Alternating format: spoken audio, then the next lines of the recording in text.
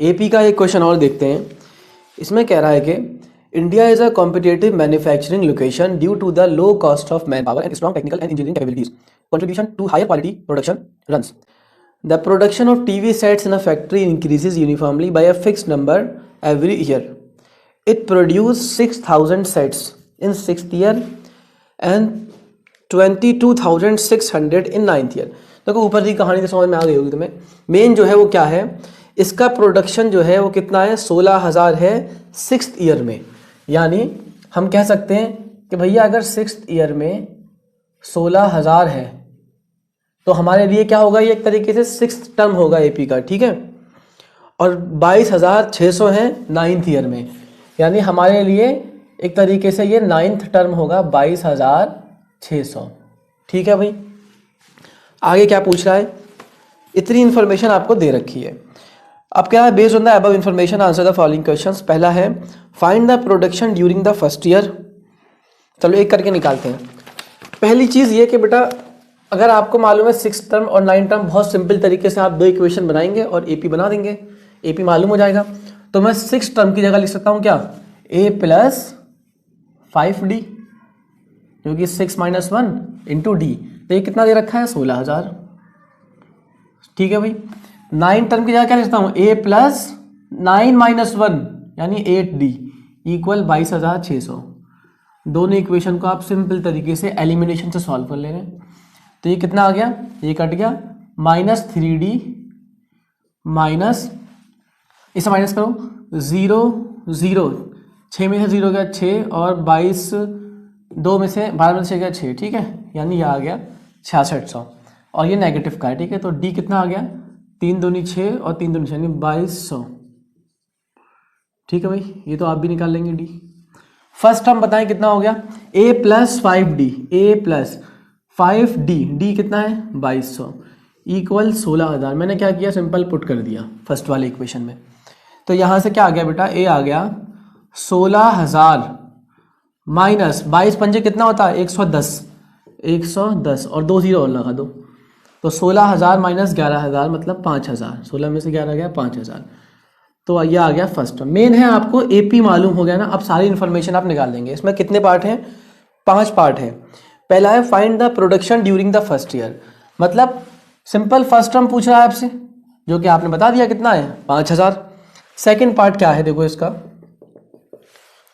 कह रहा है कि find the production during the 8th year.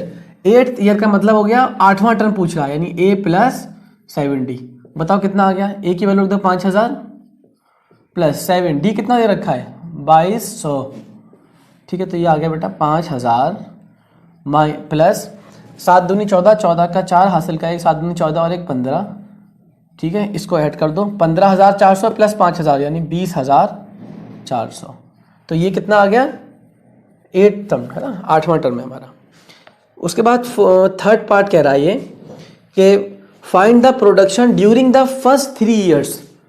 यहाँ पर क्या गलती कर रहे थे कि तीसरा टर्म निकाल दे, तीसरा टर्म ही निकालना। Find the production during first 3 years, यानी बेसिकली यहाँ पर क्या पूछ रहा है आपसे, समझे, यानी सम ऑफ 3 टर्म्स निकालना है। केस स्टडी बेस्ड प्रॉब्लम में थोड़ा समझना होता है, कभी कुछ पूछे कभी कुछ, लेकिन कॉन्सेप्ट वही होगा।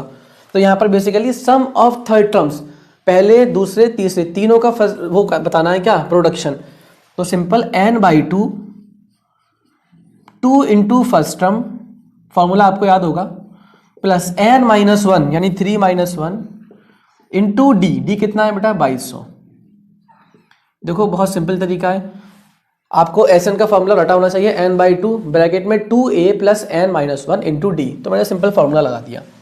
ये कितना आ गया बेटा, 3/2, ये आ गया 2a, 2a मतलब 10,000, 2a प्लस n - 1 × d यानी 3 - 1, ये आ गया 22 दूनी 44, ठीक है भाई, 4400। तो कितना आ गया, इसे मैं लिख सकता हूँ डायरेक्टली कितना, 0 0 और ये 4 और ये 0 यानी 4, यहाँ 4 है और ये यानी 4, ये आ गया, और साथ में 3/2 और है।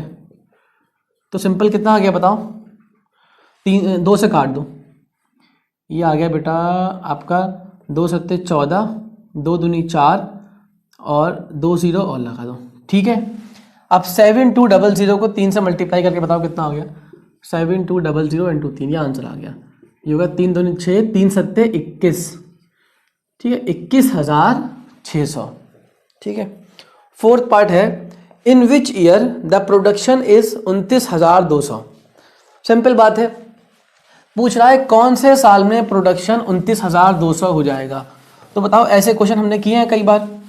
जब हमें नहीं मालूम होता कौन सा ईयर है तो हम उसको क्या मान लेते हैं, सिंपल nth टर्म मान लेते हैं उस एपी का। तो यानी हमने मान लिया कि भाई वो nth टर्म होगा एपी का, ठीक है। ये कौन सा पार्ट है, फोर्थ पार्ट। ध्यान से देखो, हमने मान लिया वो टर्म नहीं मालूम, let nth term of that AP is 29,200, ठीक है। यानी उसकी वैल्यू दे रखी है क्या, 29,200। अब हमसे क्या पूछा है, इन विच ईयर, यानी सिंपल n की वैल्यू पूछिए भाई, ठीक है। a plus n minus 1 into D, formula लगाओ। a की जगह रख दो आप कितना, 5,000, a plus n minus 1 into D, D कितना है 2200, इक्वल आ गया 29,200।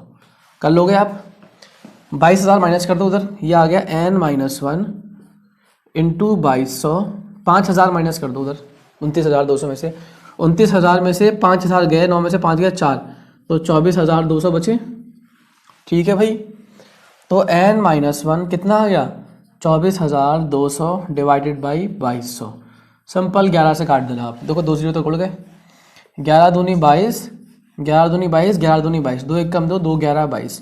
n कितना आ गया, 11 और 1 12। यानी वो 12वां साल होगा जब 29,200 रुपये का प्रोडक्शन हुआ होगा। पैसे नहीं है क्या, हाँ, 29,200 रुपये का प्रोडक्शन हुआ होगा। वो कौन सा साल होगा, 12वां साल होगा, ठीक है, 12th ईयर। फिफ्थ पार्ट है, find the difference of the production during 7th year and 4th year. चलो बताओ, कर पाओगे आप? मैं इसे रब कर देता हूँ, आप उसे उतार लेना बाद में। Find the difference of the production during 7th year and 4th year. देखो, डिफरेंस ऑफ द प्रोडक्शन यानी सिंपल भैया ये पूछ रहा है ना, A7 माइनस A4, 7th और 4th ईयर का डिफरेंस। तो हम इसकी जगह लिख सकते हैं, वैल्यूज मत रखना, बाद में रखना values. A plus 6D minus A plus 3D, सही है। इसको आप क्या कर सकते हो, A plus 6D minus A minus 3D। A से A उड़ा दो, 6 में से 3 गया 3D, यानी बेसिकली 3 इंटू 2200 ही तो आ गया आंसर, यानी 3 दूनी 6 और 3 दूनी 6। तो इस तरीके से आपके केस बेस्ड स्टडी प्रॉब्लम जो भी होगी, केस स्टडी बेस्ड प्रॉब्लम आएंगे। सिंपल क्वेश्चन दे रखा हुआ 4 नंबर में आएगा सेक्शन सी में, और उसमें आपको 4-5 पार्ट पूछेगा। तो आप क्या करना, डरना नहीं है, आपको आराम से एक एक पार्ट समझना है, और उसे जो बेसिक फॉर्मूले हैं वही लग के हो जाएंगे। तो हमारे ऑलमोस्ट एपी के क्वेश्चन 1-2 और लगे, वो मैं कंप्लीट करा दूंगा। इसे उतार लो आप लोग।